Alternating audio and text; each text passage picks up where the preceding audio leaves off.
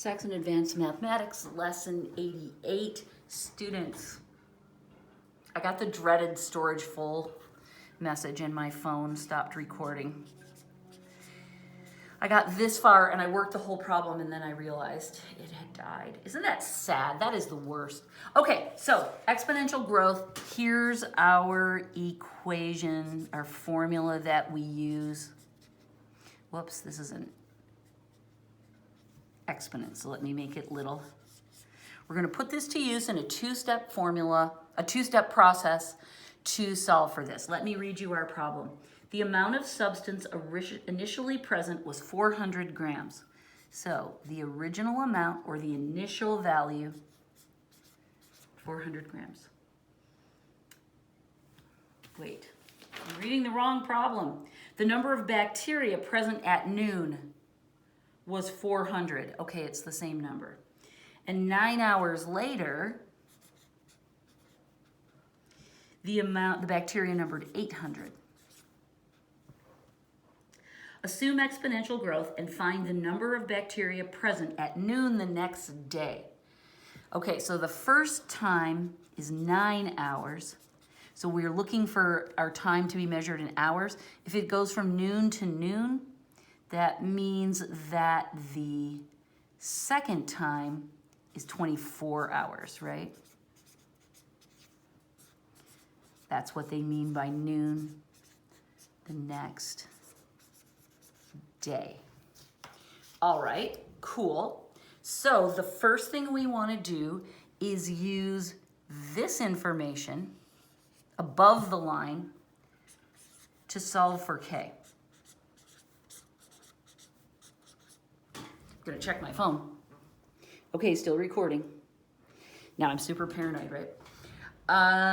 Okay, so what we're gonna do is we're gonna take all of this information, we're gonna plug it in, and then we're gonna solve for K. K is in the exponent, that's okay, we can handle it. Okay, so the amount after a certain time is 800, 9 hours is our time frame, divided by the original amount, equals the original amount times E times K. We know we don't have that, but the time is 9 hours. What I like to do is I like to reverse the order of those so the number comes before the variable. Technically, if I wrote it just like this, I would write K and then 9, but that's not right. That's K9. That sounds like the dog unit at the police. So I just flip the order around so that it looks nice and normal. Now we need to solve for that K. Oh, all right. Well, the first step is pretty straightforward. We're going to divide both sides by 400. John made it come out nice and cute. 2 equals E to the 9K. Now we're going to take the log of both sides.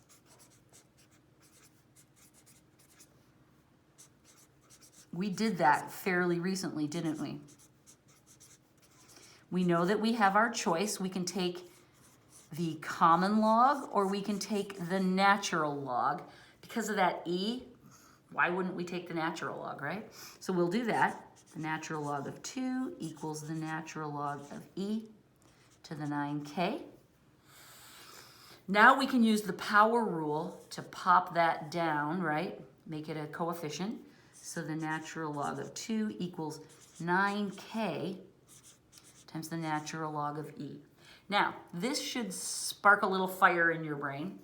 It's easier for me to see the rule if I look at it this way. If you take a log of the number that is the base, your answer, oh, yikes. Your answer will be 1, not 10, right? The exponent that I put on 10 to get 10 is 1. In the same way, the natural log of E, right? Because this is the base of E. So the exponent that we put on the base of E to get E is also 1. These are called identity properties. And so keep those in your brain.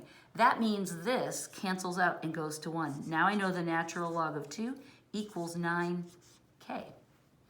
Now I'm ready to go to my calculator. I'm ready to find this value. Remember that, look, here's my my play calculator buttons. I was telling my daughter about how I use this instead of an actual calculator to show you guys which buttons to press, and that I was telling you how it was like play money that my daughters used to make.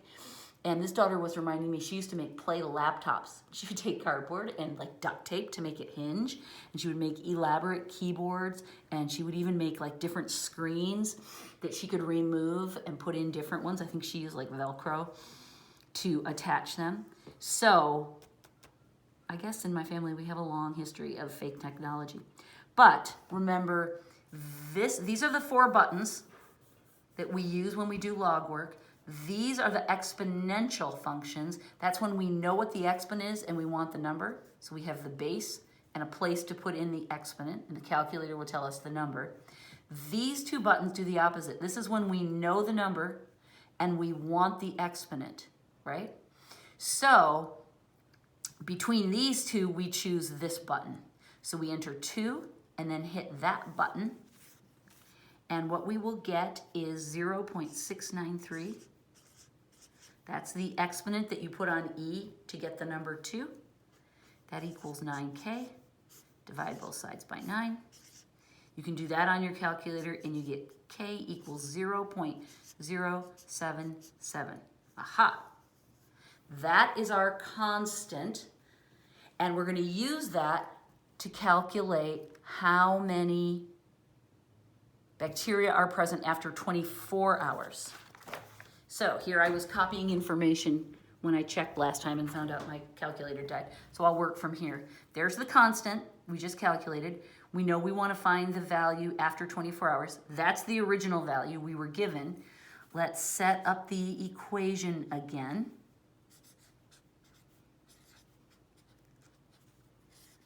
There she is.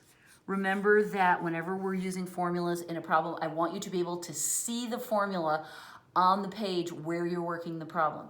If you're doing homework and you've already done a problem that uses this formula, you don't have to copy it over. You can use it again. But make sure you can see it on the page as you're using it, which is what I do. I just turn pages a lot faster than you guys do because I write big. Okay, ready? So we're going to set it up again. The amount after 24 hours equals the original amount times E to the K, which is 0.077, times the time, which is 24. Beautiful. Okay, now the nice thing about this arrangement, right? Now we've got all the numbers on one side, other than this E, which is okay because it represents a number. The question we're trying to answer is over here. This is just one big calculator problem. So grab your calculator, and we're going to run through from the far right toward the left, which is weird, but that's the way calculators are often set up to gobble up the numbers. So the first thing we want to do is multiply 24 times 0.077. When you get that value, that's the exponent, and we want to calculate what e to that power is. So now we're ready to use this button, right? There's my calculator button. Iconography. Okay, so we calculate that, and then go ahead and multiply it straight through. If you're going to use your calculator, do the whole calculation in there, because what that will do is it'll hold all the decimal places for you. If you stopped and rounded here and then multiplied, you'd just get a less precise answer. So once you start to calculate in the calculator, keep it going for the whole calculation. Your decimals will be more precise.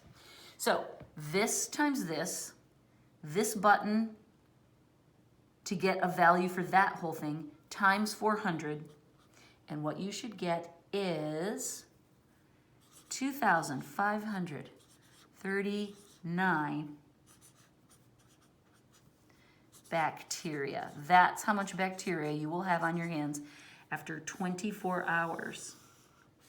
Dear Lord. Okay, we went from 400 to 2,500 in a day. All right, beautiful. That's the first problem. Let's try another one. There are 3 in this lesson, I think. Let me check. 4.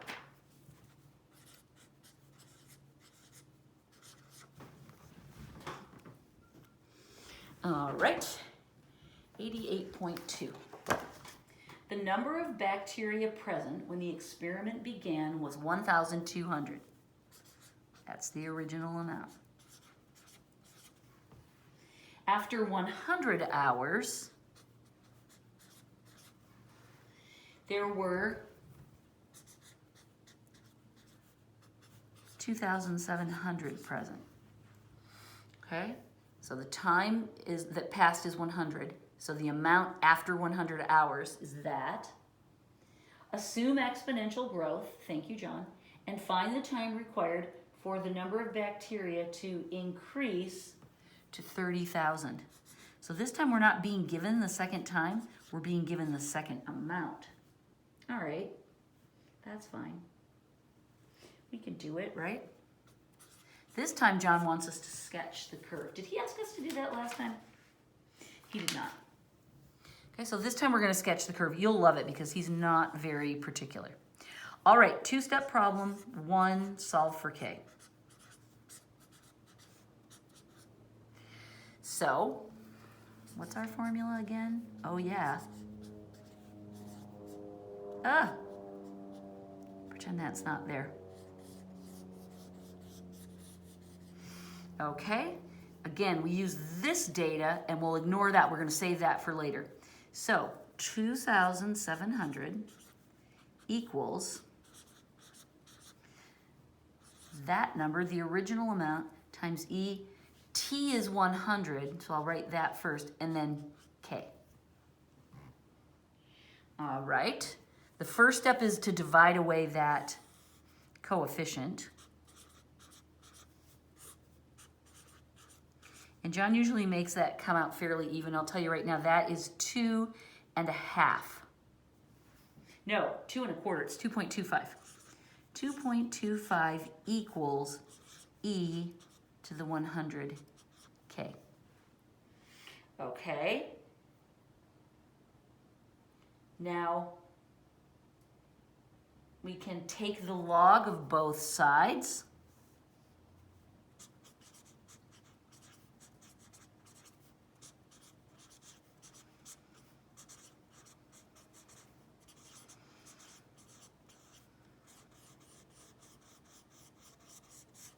That's important because we want to hop that down. So the natural log of 2.25 will equal the natural log of E to the 100K. And if you want to start doing this in one step, you can. I'm showing it as two, but our next step is to take the exponent and bring it down as a coefficient. 100K, the natural log of E. This we know equals 1, so I can drop that. So now we have the natural log of 2.25 equals 100K. Now we can use the calculator to solve for that. Again, we want to use the natural log button. We want to know what exponent you put on the base of E to get 2.25, and we get 0.81093. Notice the number of decimal places is creeping up. I recommend with these exponential problems, work it at least in 4 decimal places, because when you're taking exponents,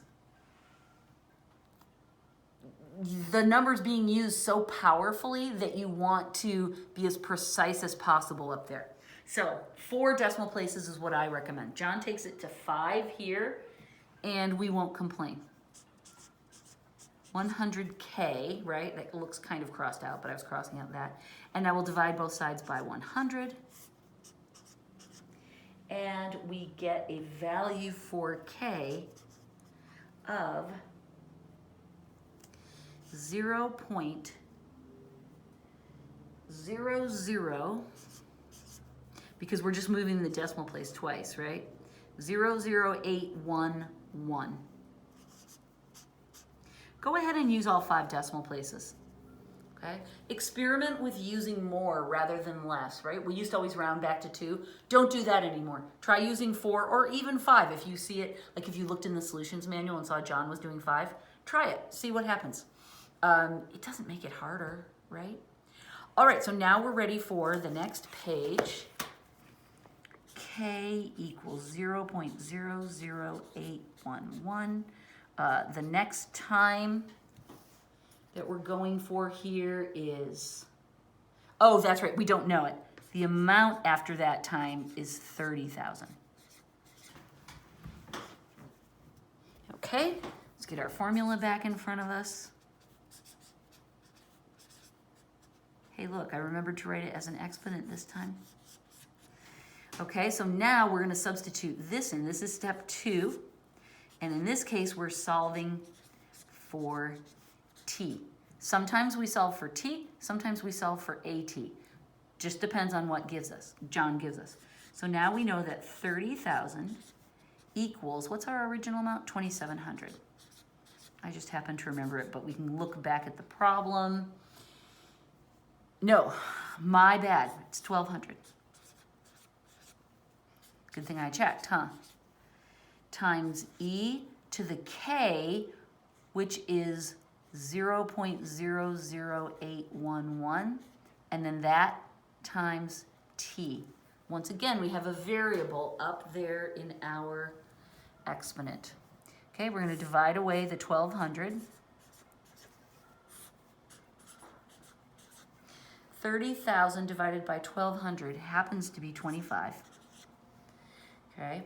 If you want to practice doing these as a mental math, I think that's a really good idea. You shouldn't, I mean, maybe you have to scribble it out on a piece of paper, but try using mental math as much as you can. Resist the temptation to always use your calculator. Oh, it makes our brains so lazy. 25 equals e, because this is canceled now, e to the 0.00811 t.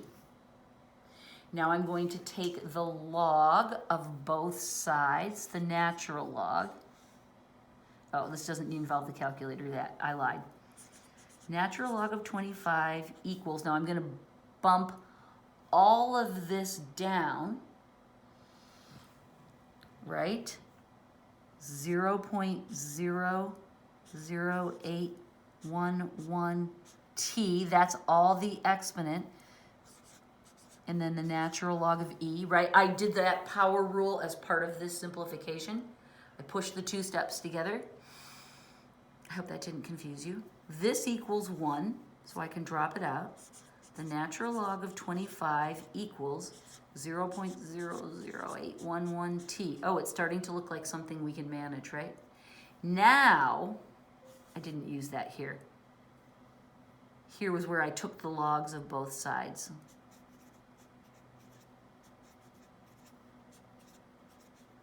That's what I did here. Now I use the calculator to find a value for the natural log of 25. I get 3.219 equals, okay, now we divide by, and I bless you to use the calculator right there, because seriously, I'm not dividing that by hand. That's a hot mess. This cancels, and we get t equals 396.92 hours. That's how many hours you would need to go from 1,200 to 30,000 bacteria. That's our answer. Yay, we did it right. Cool, right? Oh, we have to sketch it. So, I'm laughing because John really asks so little of us in this process. What he wants us to do is he wants us to write like this. He wants us to write time here. He wants us to write, we can even just go t, and then we can go the amount a to the t. That looks like at. Let me write it better. This is the amount. We started at 1200, right? And then we went up. That's all John wants us to do. All you have to do is put in the original amount. You don't even need this. Let me just scribble it out. We don't have to write bacteria. All he wants, a 0 is nice here. That's all he wants. T, a to the t, original amount, up. That's what I call a sketch. And that's what our boy has in mind. There you go, John. Eat it up. Okay.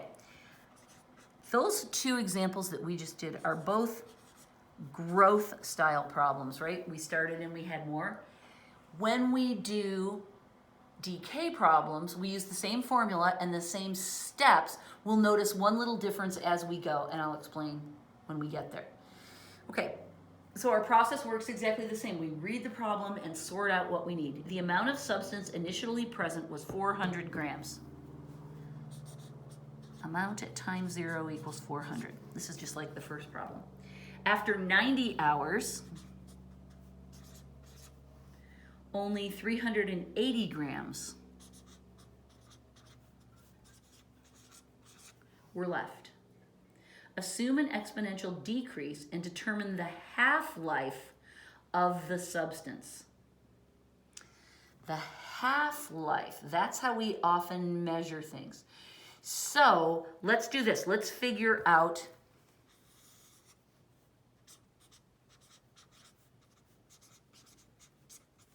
let's solve for K first, and then we'll unravel the mystery of this half-life thing. Okay, so what we know, let's write this out again.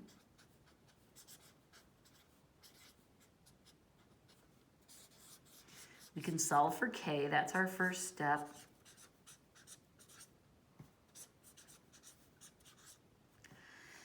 We fill things in according to this information. 380 equals 400 times E. K we don't know. T we know is 90. So 90K. Again, I just switched the order around so it looks normal. We will divide both sides by 400 to simplify over there on the right. And we will get 0.95 equals E to the 90K. Then we take the log of both sides.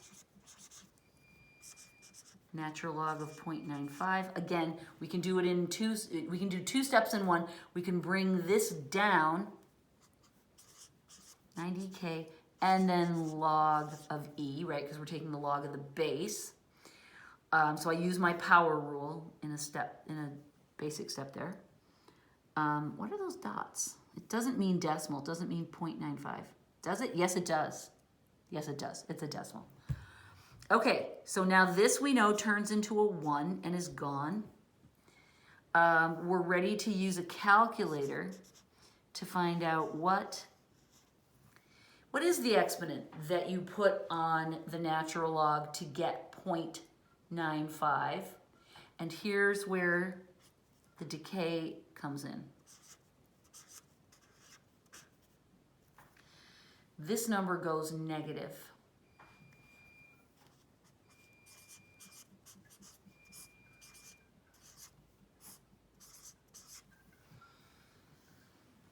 And when we simplify this, we get K equals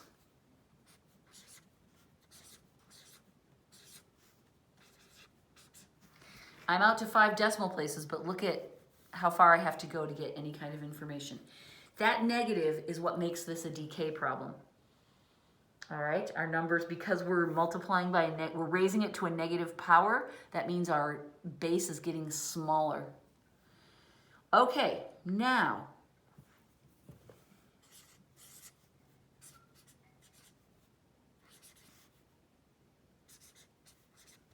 we're supposed to find the amount of the half-life,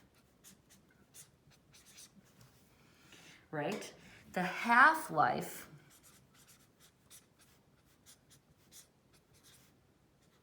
is the time when the original amount has fallen to half its original value. Okay, so if our original value was 400, so the A at our half life would be 400 divided by 2, which is 200. Okay, so what that means is that we can rewrite this question to say, find the t if a to the t equals 200. That's how I've rewritten this question. Finding the half-life means find the time when the amount has dropped to half of its original amount. So now we know how to set up the problem. A to the t equals, here it is again. I hope it's starting to sink into your brain because I've written it 85 times and you have too, I bet. Okay, so now we're going to use this. The amount we're talking about is 200. 400 k we now know, minus 0.00057 t. Whoa, that's a lot. We divide these both by 400, and when you're doing a half-life calculation, this should always come out to 0.5. That's how we know we did it right, because our amount is half, equals, now I'm going to bring this, these cancel, I'm bringing this down to be the front, minus 0.00057. I'm taking the log of both sides, so I should have written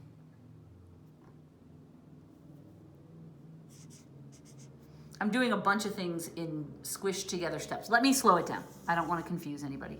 Okay, so here's where we are. We divided both sides by 400. 0.5 equals e to the minus 0.00057 t. Now we'll take the log of both sides, and that is this.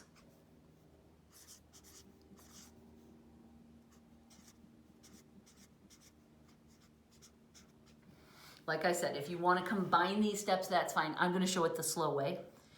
Now we can pop this down using the power law and put it as a coefficient. So the natural log of 0.5 equals this monstrosity times the natural log of e. This is the identity property. It's equal to 1, so we can cross that off. The natural log of 0.5 equals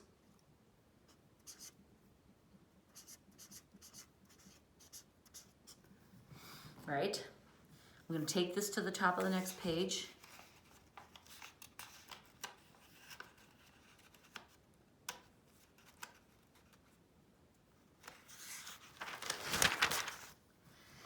Natural log of 0.5 equals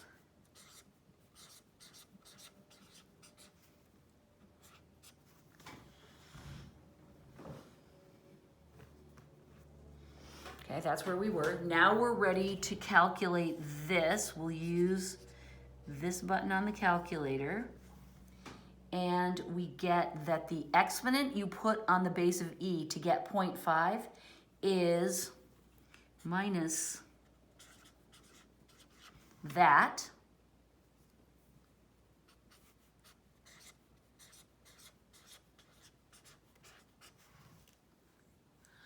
Now we're going to divide by this beastie boy. Calculator's ready. Minus 0.00057 minus 0.00057. Okay, that cancels. T is what we have left. Run that through. It's going to be a positive number. That's good. That's what we want. And I'll give you a second to calculate before I spoil it with the answer. You're calculating this. I'm staring out the window and marveling over the fact that it is a sunny day. T equals 1215. Oh, this is a decimal, not a comma, sorry.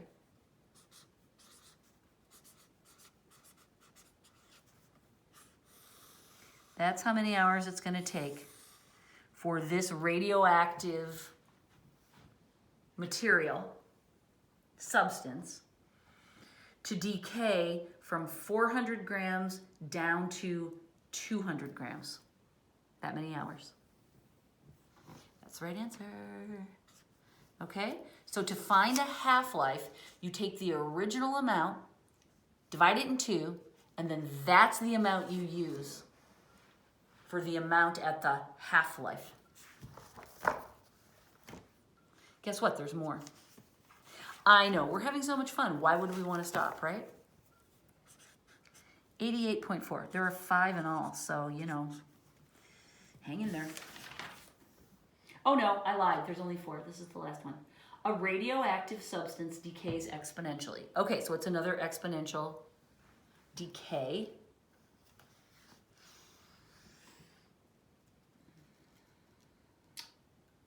After 100 years, 500 grams is left, okay? So when T equals 100, the amount at 100 equals 500. And after 200 years,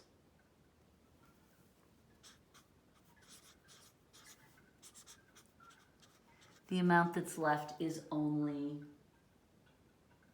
300.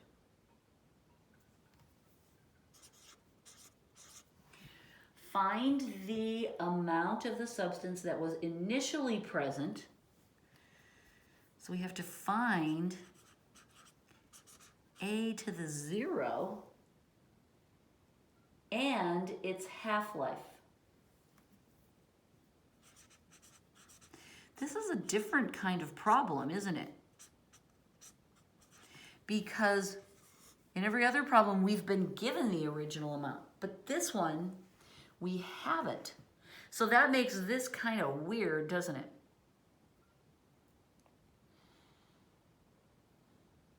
And what we're going to do is also very, very weird. What we're going to do is we're going to write 2 equations with this information, and we're going to divide them by each other. What the actual heck? Okay, when we divide them, this is a little random, but I want to have, I know this is the formula.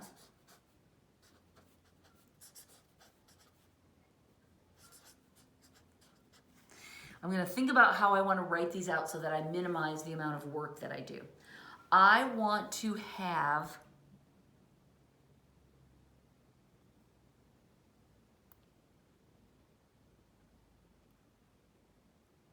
well, let me show you and then you'll understand. So I'm going to write the second equation first. Okay, this is at when we have 300. That's the initial amount, E. We don't know our constant, but we do know our time, right? So that's at 200t. And then we're going to divide it by the second time frame. 500 is the amount. We still don't know the original amount, but we know this would be 100t. Make sense how I got these two? This is the second time frame. This is the first time frame. I'll tell you why I did it that way in a second. 300 is the amount when the time is equal to 200. So there's the 200. Okay, that goes together. We don't know the amount. We don't know. Oh, I'm sorry. This should be a K in both of these. We do know the time. We don't know the constant. Okay, so when we had 300, that was after 200, whatever it is, hours? Years. We don't know the constant, and we don't know the original amount.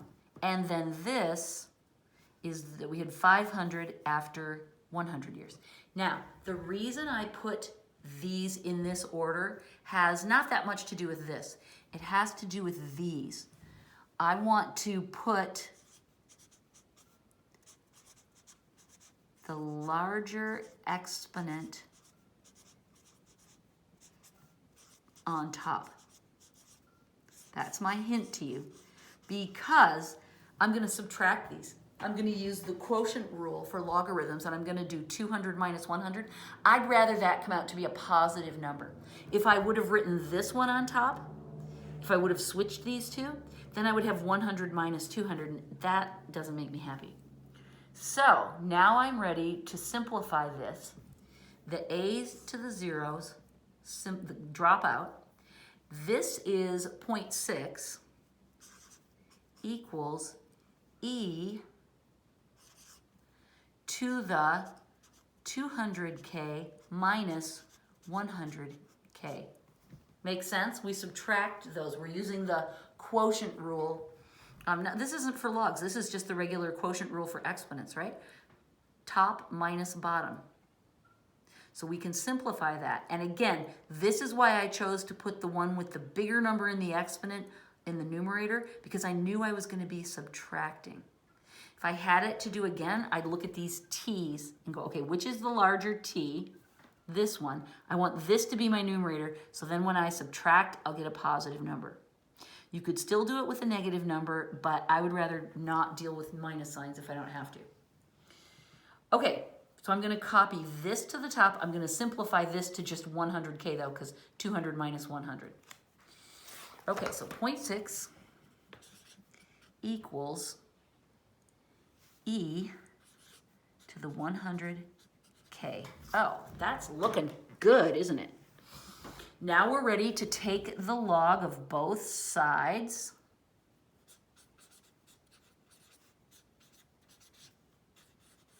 Again, we practiced this not too long ago.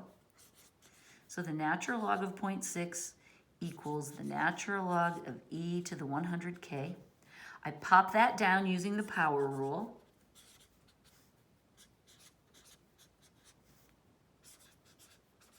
Natural log of e is 1. That drops off. Now I need to convert this to a decimal number using my calculator. The natural log of 0.6. Actually, you know what? We can set this up to do all of it in one step on the calculator. You enter 0.6, natural log divided by 100, and you can do it all in one fell swoop, and we get k equals minus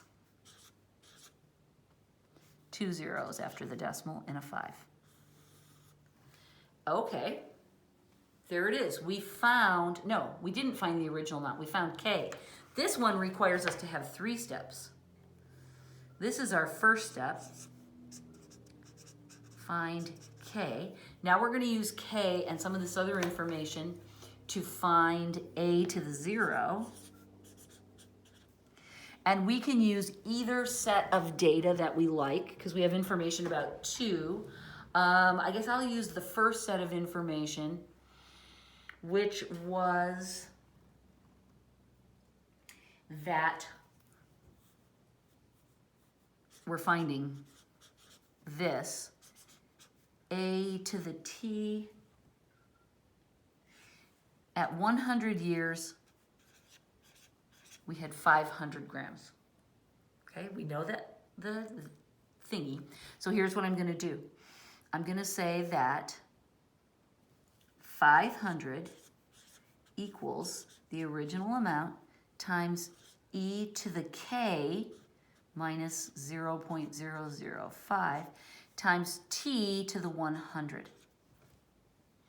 Make sense? We're plugging this into one of those 2 original equations we wrote, which are here and here. I chose this one It was the first one John gave to us in the problem. I also think the numbers are nice with the 100 and the 500. Doesn't matter. You could do it with the other one. Now I'm going to use my calculator to simplify this. 100 times that beast. Then use for this the exponential button. And then, here, we can do this. Let me show you how we can do some of this. We're going to make it a little easier on ourselves. This is multiplying it by 100, so my decimal places are going to move 1, 2. E to the minus 0.5. Now we can divide both sides by e to the minus 0.5, right? And while that looks like an unholy mess, we can also take this to the calculator and do all of this as one big calculation at once. And John points out that this can be further simplified though.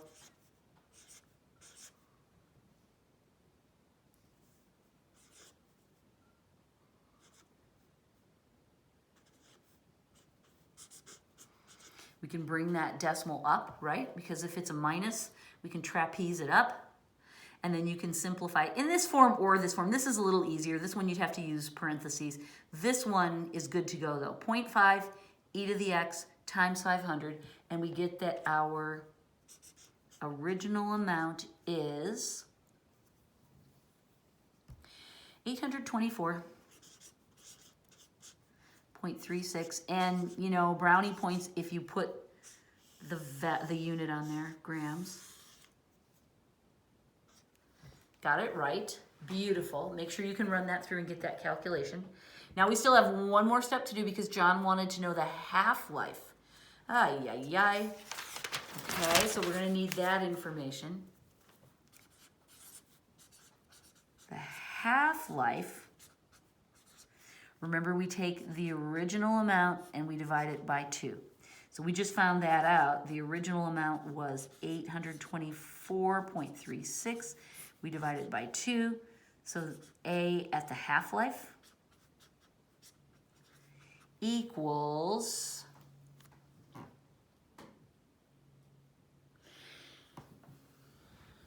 I'm going to show you a trick. We can do it like this, 412.18. And then we can set that up.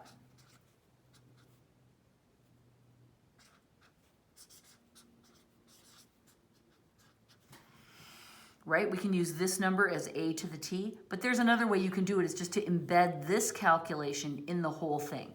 So to find the half-life, we take the original life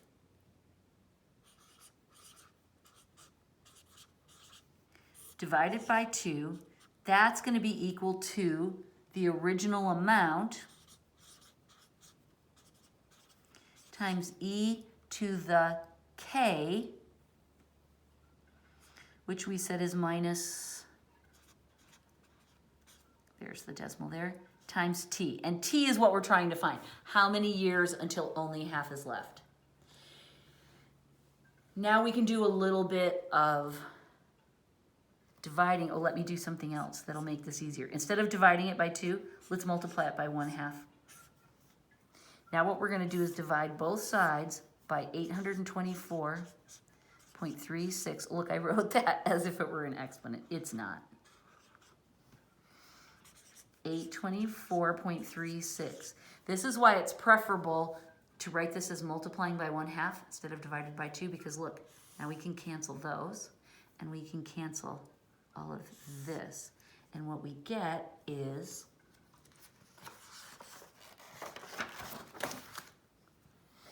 1/2 this equals, all this is canceled, e to the that. Oh, cute. Now I'd rather change this to a fraction, or a decimal rather, but I can do that in my head, 0.5. And so I'm ready to take the log of both of these cute little sides. This is a really long lesson, isn't it? I feel like I've been sitting here for a week. So I'm going to take the log of both sides.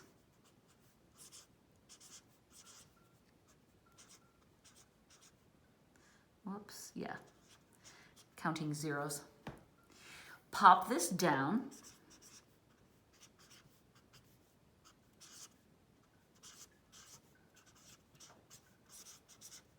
Recognize that the natural log of e is equal to 1.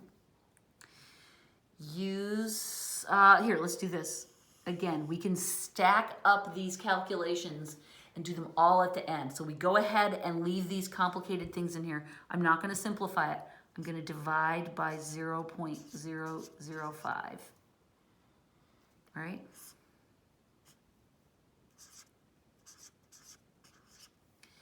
And then that will leave just t as our answer. And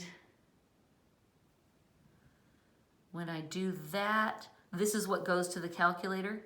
0.5 natural log, this button, divided by 0.005 minus, this will be a negative number, this is a negative number. So my answer is time to the half life equals, and then that's this calculation, 138.63 years. That's the answer. I'm just writing it up here because I ran out of space. Whoa, that was crazy, wasn't it? So let me just recap a couple key points. The half-life is calculated by taking the original amount and dividing it by 2, or what's even handier is write it as times 1/2. That allows us to get a clean cancel here. 1/2 times the original amount is the amount at the half-life. Original amount here. And then what we practiced doing was carrying, here we divided and canceled that, then we set it up. Take these calculations and do all the algebra first until you get your variable that you're trying to solve for by itself. Then take all of that to the calculator in one shot, rather than piecing it back and forth and copying numbers over. Don't do that, because it just, it makes your work more complicated, and it makes your decimals fuzzier if you truncate them in the middle of the problem. So just do it all in one fell swoop. That was a hard lesson. That's a really hard lesson. I will tell you right now that there will be one of these problems on the midterm, so study up. But we have, what do we have, 2 more weeks? Yeah, there's 87 done. You have some time to practice those, but make sure you understand how we can manipulate. Remember that our steps are taking the log and then using the log key to simplify one of the values. Those are the 2 pieces.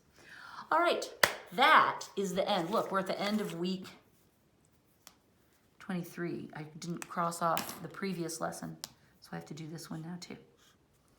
Woo! That's a workout. Those are hard problems.